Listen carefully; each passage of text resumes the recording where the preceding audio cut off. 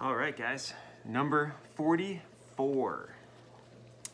We're rocking 44 videos. All right, so I'm just gonna give a couple updates on my giveaways, just so we're clear on some of that. Also, getting ready for 2020 tax returns, I had to kind of dig deep into some of my eBay stuff and sales history. So I got some things, and while I was at it, I was like, oh, it would be interesting to share some things. So that's what I got for today. So the 3 giveaways that I have, they're on episodes 36, 42, and 43, which is the last one I posted late last night. So episode 36, for the hanger boxes here, my hope is to fill this with 3 more hangers.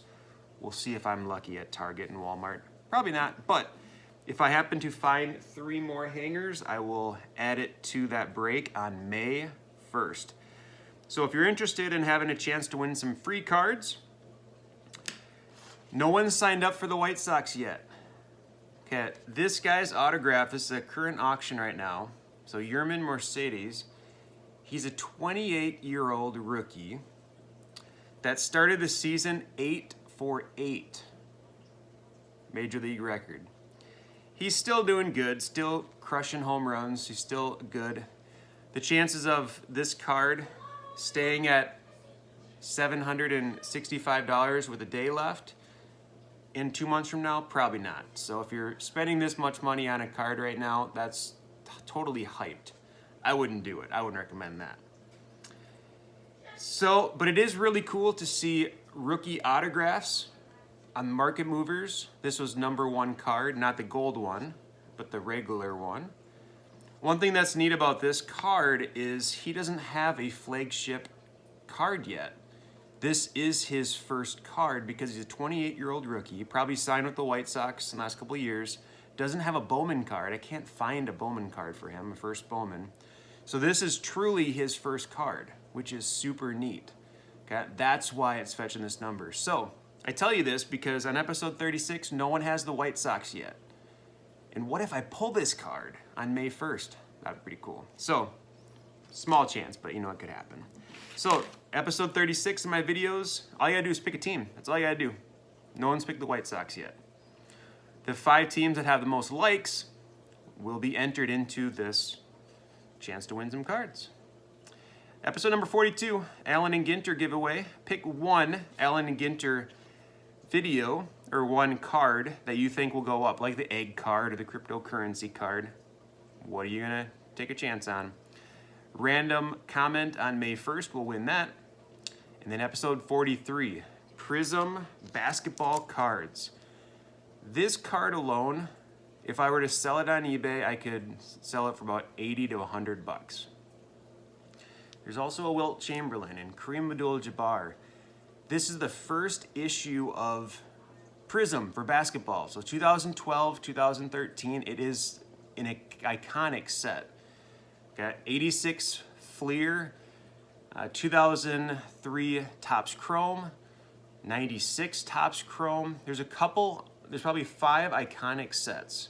This is one of them. It's the first year Prism from 12-13. The rookie class is totally off the charts because it's 2 years of rookies in one rookie class. Okay. These cards, I could sell these cards, there's like 10 to 12 cards. I could sell these for between $200 and $300. I will give it away if, this is a big if, we reach 200 subscribers by June 1st. So the moment we get 200, could be next week, could be May 20th, you don't know, then we'll get it. If we don't reach it, I'll just have to put them on eBay in June and make some money. So whatever it is, what it is, okay? Now, I've never asked you to share my videos on social media, but help us out because I want to give this away. I'm more than happy to put this in the mail, put some tracking on it, and send it to someone that subscribed to my channel. I would love that. Awesome. That'd be awesome. So click the share button on this video, episode number 43, and share it on Facebook. And if you're afraid to share with your Facebook friends that you collect cards and you like cards, if there's issues, have them send me a letter and I will help you resolve that issue with them making fun of you because you used to collect cards. So yeah, my P.O. Box is P.O. Box 9141, Rochester, Minnesota 55903. So if you're getting bullied because you like cards, yeah, have them write me a letter, and we'll figure this out together. All right. So in 2020, when I saw this card, this is a picture of the one that I own, and man, looking at those corners, I don't see any corner wear. The surface, the edge, oh man, I wonder what this would have graded at. Or probably did get graded. If someone's gonna pay $511 for this card, they graded it. So, did this grade a Gem Mint 10, Mint 9? I don't know. But man, if you happen to find this video, please let me know, because I would be over the moon if this was a Gem Mint 10 and you made a bunch of money. I'd be happy for you, okay? If you got a 7, I apologize. I didn't see anything, okay? All the cards that I sell, if you Gem Mint on them, awesome. I am so happy for you, because I like to sell things on eBay and leave some meat on the room, a little meat on the bone for you to make money too. That's what I hope. I tend to make lots like this, so it saves me some time. Now I'm gonna tell you, if you wanna just buy some of my auctions, put them all on Comp C, you could make money off me, which is fine. You could take the cards that you buy in my big lots, grade some of them, and do really well for yourself. So the Walter Payton and the Joe Montana rookie, those were in incredible condition. I don't remember the condition of this, but I was more focused on vintage, these two. You can see the centering's not bad. Probably not Gem Mint, because nobody gets a Gem Mint for these.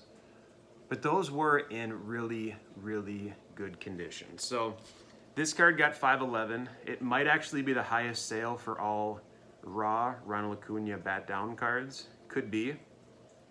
Okay. This, I think, got about 550. All the values in these 3 cards. The rest of the lot together wasn't a whole lot. It was more just a throw-in. I mentioned the 12-13 Prism. So this is the LeBron lot. I think it got about 600. So it had a 12-13 Prism. It had 2 of the 13-14, 2 of the Upper Deck exclusive rookies. It had some of the early Topps cards that have been hot. If you get like a PSA 10, those go for any of these Topps cards. Any of his early Topps cards, if they're PSA 10, they go for hundreds of dollars. Even 9s go for 100. So my guess is the person that won this lot, hopefully there was 5 cards in this lot that he submitted to PSA, and hopefully they're in circulation today. Again, I hope that whoever bought these in April and May, yeah, made some money off me. I want that. I don't have any regrets that I sold these cards, because I used the money for other things. Okay, I sold these. This auction ended in the middle of the Last Dance series.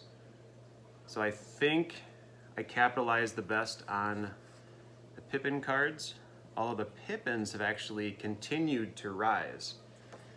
Okay. Here's 4 Tom Brady cards. And 2 of these, so those 2 I had for a long, long time. I might have got these in collections probably in 2002, 2003. These 2 I picked up in a collection I bought from a guy in Winona, Minnesota. That's another story right there. I wired him some money. He said he had a 1,000,000 card collection. Had some pictures. Took a chance. I took a huge chance, and I would never do this again. Wired him some money, and then radio silence. Okay. Luckily, I had his full name. I knew that he was moving. Found his house for sale on Zillow. I was able to go to his house, knock on the door, and get my cards. But he was super surprised to find me at his door. Yeah, I drove an hour. I did. I got a babysit and I drove 1 hour. I'm like, I am going to either get my money back or get my cards. Unfortunately, he did not have close to 1 million cards. I know what 1 million cards looks like. I know what was it, 200,000, 5,000 count boxes look like. I have that and more. And I could tell that, oh yeah, I could fit that in my van for sure. So you don't have a van full of cards even. So I did negotiate a little bit. I got some money back. I also got a John Randall autograph Hall of Fame football. There's a couple other memorabilia stuff because he could tell that I was not happy. I know that for the price I paid, I was gonna make plenty of money back. I knew that. But he overpromised and he wasn't talking to me for a while. So I know I had some negotiating power. So there was like 5 different memorabilia things that I walked out with. It worked out well. Overall, I'm glad the transaction happened. Kind of bumpy. I'm glad I got in my car and found his house and found it on Zillow and surprised him. Otherwise, I wouldn't have got any cards. Yeah, so those are from that guy. Okay, I did well there. Cody Bellinger. So this is one, I bought a lot of his cards. I think I sold off about half of them in this lot that I got. I think I paid about $8 a piece for these raw cards before COVID struck. And I think they sold on average for about $28. So it did well there. I mentioned my massive collection of Kevin Garnett's. I decided to get rid of 100 of them here. Okay, and I got about $5 a piece on average, so about $500 sale. I have so many, I was like, which one should I grab? So I grabbed 20 Hoops, 20 Fleer, 20 Collector's Choice, 20 Skybox, and 20 Upper Deck. I didn't look closely at the grading of all those or the condition. My hope is the person that bought this, he was able to pick out 5 that could gem or mint. I hope. Okay. Back in April, that wasn't a big focus of mine. I was late to the game with really looking at PSA option. Okay. I was under the guess that people were buying in bulk, so they've spent a little bit more for the convenience factor. I don't know what I was thinking. It was people that were buying the same card for PSA. I was so late to the ball game. I'm a little better now. So if you were to find, let's say 3 gem mint cards on here, each one would fetch about $150. The chances are finding a couple of gem mints in here are pretty high. So I know this guy probably tripled his money from the raw sale of these cards, but that's fine. I'm 100% happy with that. That's fine. Another one, I remember I got all these when I worked at the card shop. I was buying these boxes from Dean for really, really cheap. I tried to sell these in the card shop. I remember putting labels on these. They booked at 15. Nobody would buy them for $4. Well, good news. I did sell these for about $12 a piece. So I'm glad I didn't sell them in the store. It took a while for them to go up in price, but I think I got about $10 to $12 per card there. I don't know, was there 30 there? I don't remember. But that was like $400 sale. I also sold this many of Paul Pierce, and I sold this many of Dirk Nowitzki because I opened up a bunch of these boxes. So I think those boxes when I bought them were $20 a piece. I think Dean must have bought a bunch of cases and they just sat. So he discounted them for his customers and employees, and I bought a bunch. All right, Mark McGuire.